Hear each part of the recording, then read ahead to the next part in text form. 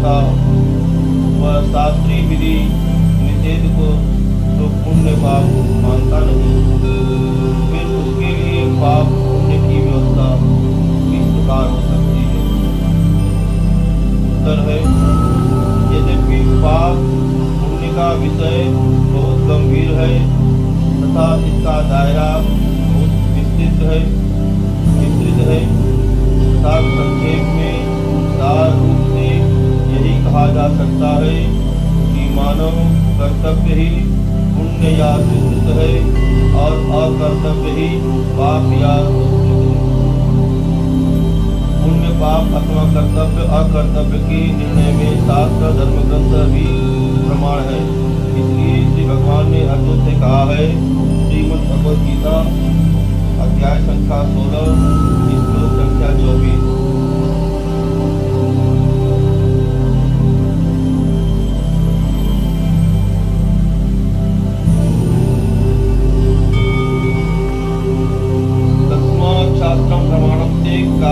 कार्य व्यवस्थितो ज्ञात्वां शास्त्र विधानोक्तम कर्मं कर्तुमिहार्हति। अतएव तेरे लिए इस कर्तव्य और अकर्तव्य की व्यवस्था में शास्त्र ही प्रमाण है। ऐसा जानकर तुझे शास्त्र विधि से नियत किए हुए कर्म ही करने चाहिए। परंतु जिस मनुष्य का ईश्वर और शास्त्र में विश्वास नहीं है, शास्त्र की व्यवस्था न मानने पर भी उसके लिए भी मानव कर्तव्य ही पुण्य है और अकर्तव्य ही पाप है। अब यह प्रश्न आता है कि शास्त्र को न मानने वाला मनुष्य कर्तव्य और अकर्तव्य का निर्णय किस प्रकार करे? इसका उत्तर यह है कि उसे प्राचीन और वर्तमान महापुरुषों के किए हुए निर्णय और आचरण को प्रमाण मानकर अपने कर्तव्य और अकर्तव्य का निश्चय करना चाहिए।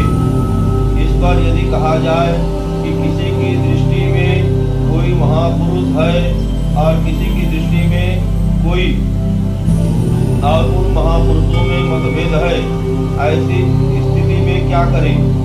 इसका उत्तर यह है कि जिसकी दृष्टि में जो महापुरुष है उसको उन्हीं का आचरण और निर्णय मानना चाहिए। इस पर यदि यह कहा जाए कि तब तो मानने वालों की बुद्धि कान रही तो ठीक ही है, जो धर्मशास्त्र और ईश्वर को नहीं मानते उन्हें तो अपनी ही बुद्धि पर निर्भर रहना पड़ेगा। अपनी बुद्धि के निर्णय में भूल हो सकती है, इसलिए महापुरुषों ने शास्त्र प्रमाण मानने के लिए कहा है। शास्त्र को प्रमाण न मानने वालों को किसी महापुरुष के वचन प्रमाण रूप मानने पड़ेंगे, और यदि किसी महापुरुष पर भी विश्वास न हो तो उन्हें अपने बुद्धि का ही आश्रय ग्रहण करना पड़ेगा। अतएव ऐसे पुरुषों को अपनी बुद्धि से किए हुए निश्चय के अनुसार ही कर्तव्य अकर्तव्य की व्यवस्था करनी पड़ती है। अब यह बात बुद्धि से सोचनी चाहिए कि मनुष्य के लिए वस्तुतः कर्तव्य और अकर्तव्य क्या हो सकता है। इस प्रकार से सोचने की बुद्धि मनुष्य में ही है, पशु पक्षी आदि अन्य जीवों में नहीं। इसलिए यह बात मनुष्य पर ही लागू पड़ती है। जो मनुष्य का शरीर प्राप्त करके कर्तव्य का विचार किए बिना ही कार्य करता है, वह मनुष्यत्व से गिर जाता है। वास्तव में ऐसा मनुष्य मानव शरीर में भी पशु के तुल्य ही है। संसार में दो वस्तुएं प्रत्यक्ष देखने में आती है। प्रथम है चेतन और द्वितीय है जड़। जो दृष्टा है वह चेतन है और जो दृश्य है वह जड़ है। दृष्टा भोक्ता है, दृश्य भोज्य है। दृष्टा के लिए ही दृश्य है। त्याग बुद्धि से ज्ञान पूर्वक दृश्य का उपभोग करने में मुक्ति है, अर्थात इस चेतन का दुख और पापों से मुक्त होकर परम आनंद और परम शांति में निवास है। बिना समझ के उपभोग से बंधन पतन, दुख और अशांति है। अतएव जो कर्म अपने या किसी भी अन्य चेतन जीव के लिए इस लोक और परलोक में वस्तुतः लाभजनक है वही कर्तव्य है, और जिससे अपना या अन्य किसी जीव का इन लोक और परलोक में अहित होता है वही अकर्तव्य है। इसी कर्तव्य अकर्तव्य को शुभ अशुभ, कार्य अकार्य, विधि निषेध या पुण्य पाप कहा जा सकता है। इसी प्रकार इस लोक और परलोक में प्राप्त होने वाले सुख के साधन रूप जो जड़ पदार्थ है उनकी भी वृद्धि का यत्न करना पुण्य और क्षय का प्रयत्न पाप है। यही पुण्य पाप का संक्षिप्त विवेचन है। प्रश्न है, मांसाहार को कुछ लोग पुण्य बताते हैं और कुछ लोग पाप। वास्तव में यह क्या है? यदि पाप है तो जिस मनुष्य का जन्म मांसाहारी कुल और वातावरण में हुआ है और लड़कपन से ही मांस खाना जिसका स्वभाव है, वह मांसाहार को पाप कैसे मान सकता है? उत्तर है, मांसाहार में सबसे बढ़कर दोष यह है कि किसी की इच्छा किए बिना मांस मिल नहीं सकता और किसी भी जीव को किसी प्रकार से किंचित मात्र भी कष्ट पहुंचाना यह पाप है। उसे समूल नष्ट कर देना तो महापाप है। ऐसी परिस्थिति में मांसाहार को पुण्य किसी प्रकार नहीं माना जा सकता, क्योंकि वास्तव में वह पाप ही है। जो लोग मांसाहार को पुण्य समझते हैं अथवा जो पाप नहीं समझते, वे भी गंभीरता के साथ विचार करें तो संभव है कि उनकी बुद्धि में भी मांसाहार पाप दिखने लगे, क्योंकि जिनका मांस खाया जाता है उन जीवों को प्रत्यक्ष में ही महान कष्ट होता है और उनका नाश हो जाता है। किसी प्रकार से किसी को दुख पहुंचाना ही पाप है। अपने शरीर का उदाहरण सामने रखकर इस पर विचार करना चाहिए।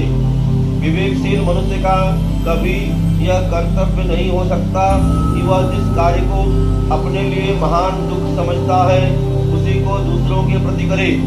यह बात प्रत्यक्ष देखी जाती है कि चोट लगने पर या मारने पर जैसी पीड़ा हम लोगों को होती है वैसी ही पशु पक्षियों को होती है। मारने के समय उनके रुदन, विलाप और छूटने की चेष्टा से यह प्रत्यक्ष सिद्ध है। फिर अपने शरीर पोषण के लिए या स्वाद के लिए तो दूसरे जीवों का जान से मार डालना किसी प्रकार भी मनुष्यत्व नहीं कहला सकता। पशु पक्षी आदि को मारकर उनका मांसाहार करने में उनका या अपना किसी प्रकार हित भी नहीं है। वे तो प्रत्यक्ष पीड़ित होते और मरते ही हैं, परंतु मांसाहारी का भी बड़ा नुकसान होता है। मांसाहार से मनुष्य का स्वभाव क्रूर और तामसी हो जाता है। दया उसके हृदय से चली जाती है। वह जिनका मांस खाता है उन जीवों के रोग और दुष्ट स्वभाव के परमाणु अंदर जाने से नाना प्रकार की शारीरिक और मानसिक व्याधियां हो जाती हैं। पाप तो होता ही है। मनुष्य के मुख की आकृति और उसके दांतों तथा दाढ़ों को देखने से इस बात का भी प्रत्यक्ष पता लगता है कि मांस मनुष्य का आहार भी नहीं है। जो जिसका आहार नहीं है वह उसके लिए अखाद्य है और स्वास्थ्य नाशक है। दुर्गंध के कारण भी मांस अखाद्य है। फिर यह ऐसा आवश्यक भी नहीं है कि इसके बिना जीवन न चले। इसके अतिरिक्त अधिकार भी नहीं है। किसी भी जीव को सहायता देने, बढ़ाने और उसके जीवन धारण में मददगार होने का ही अधिकार है, मारने का कदापि नहीं। क्योंकि ईश्वर ने मनुष्य को संपूर्ण चराचर के रक्षण के लिए उत्पन्न किया है, भक्षण के लिए नहीं। यह बात इसकी विद्या, बुद्धि, आकृति और योग्यता से भी सिद्ध होती है। यह भी विचार करना चाहिए कि मांसाहारी को मांसाहार से क्षणिक सुख मिलता है और थोड़े से काल के लिए उसका निर्वाह होता है। परंतु उस प्राणी का तो सदा के लिए विनाश हो जाता है। इन सब बातों पर विचार करने से कोई भी समझदार मनुष्य मांसाहार को न तो पुण्य बता सकता है और न यही कह सकता है कि यह पाप नहीं है। यह तो एक प्रकार की जबरदस्ती है। पशु पक्षियों में हम देखते हैं कि बलवान पशु पक्षी निर्बल जीवों को मारते हैं। मनुष्य बुद्धिमान होने के कारण सबसे बलवान है, अतः वह यदि अपने छल बल और कौशल से निरीह निर्बल मूक पशुओं को मारता है तो यह उसका मानव देह में ही पशुपन है। पशु में तो कर्तव्य अकर्तव्य की बुद्धि नहीं है, इसलिए हम कह सकते हैं कि उसके लिए वह पाप नहीं होता, परंतु मनुष्य को तो यह बुद्धि प्राप्त है। अतएव वह यदि दूसरे जीवों को मारकर या उन्हें मरवाकर मांसाहार करता है तो वह पशु से भी गया गुजरा है। पशु पक्षी ही नहीं, गंभीर विचार करने पर तो जान पड़ेगा कि सजीव हरे वृक्ष और व्रीहि आदि के छेदन में भी किसी अंत में हिंसा है, परंतु संसार में कोई भी आरंभ निर्दोष नहीं होता और मनुष्य को अपने जीवन निर्वाह के लिए इनका उपयोग करना पड़ता है। और उसकी आकृति से भी पता लगता है कि वह फल व्रीहि इत्यादि ही इसका खाद्य है। तथापि जहाँ तक हो सके इनका उपयोग भी आवश्यकता अनुसार कम से कम ही करना चाहिए। अनावश्यक फल मूल वृक्ष आदि का छेदन कदापि नहीं करना चाहिए। फिर वृक्षों का तो उनकी उन्नति या वृद्धि के लिए भी छेदन किया जा सकता है। कर्म करने से पेड़ बढ़ते हैं, फलों से बीज होते हैं और उन बीजों से पुनः वृक्षों की वृद्धि होती है, परंतु मांसाहार में तो केवल क्षय ही क्षय है। अतः मांसाहार सर्वथा पाप और त्याज्य है।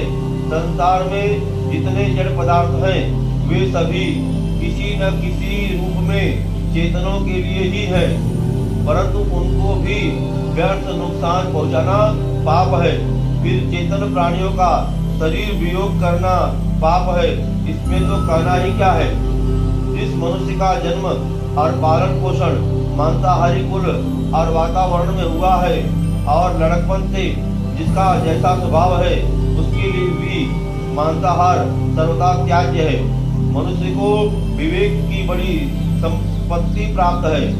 जब उसको यह समझ आ जाए कि दूसरों के द्वारा पीड़ा पहुंचाने पर या मारने पर मुझे दुख होता है, तभी से उसको यह सोचना चाहिए कि जैसा दुख मुझको होता है ऐसा ही दूसरे प्राणियों को भी होता है और दूसरे प्राणियों के मरने मारने के समय होने वाले भयंकर कष्ट को मांसाहारी देखता है, सुनता भी है।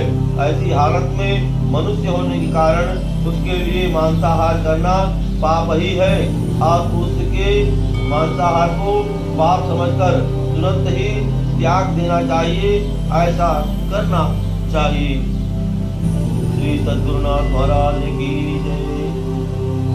आप सभी हमारे इस चैनल को लाइक करें, शेयर करें और कमेंट करें अच्छा सा और अपने दोस्तों तक पहुँचाएं। वस्तुतः हम अपने जीवन में कुछ विशेष बातों को नहीं ग्रहण करते हैं।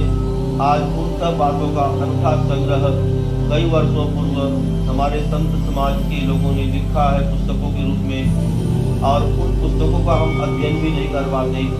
तो कृपया जो भी लोग अध्ययन न कर सकते हैं तो कृपया इस लेख को जो मैंने आपके समक्ष पढ़ा इसे श्रवण करके और अवश्य लाभ लें। और यह तत्व चिंतामणि से लिया गया लेख है। इसको हमारे सेठ जी जय दयाल गोयंका जी के द्वारा प्रस्तुत किया गया है और ये 7 भागों में है और अभी तीसरा भाग आपके समक्ष है। तो कृपा करके इस लेखों का श्रवण अवश्य करें और इसका लाभ अवश्य उठाएं। जय माता दी। श्री सद्गुरुनाथ महाराज की जय।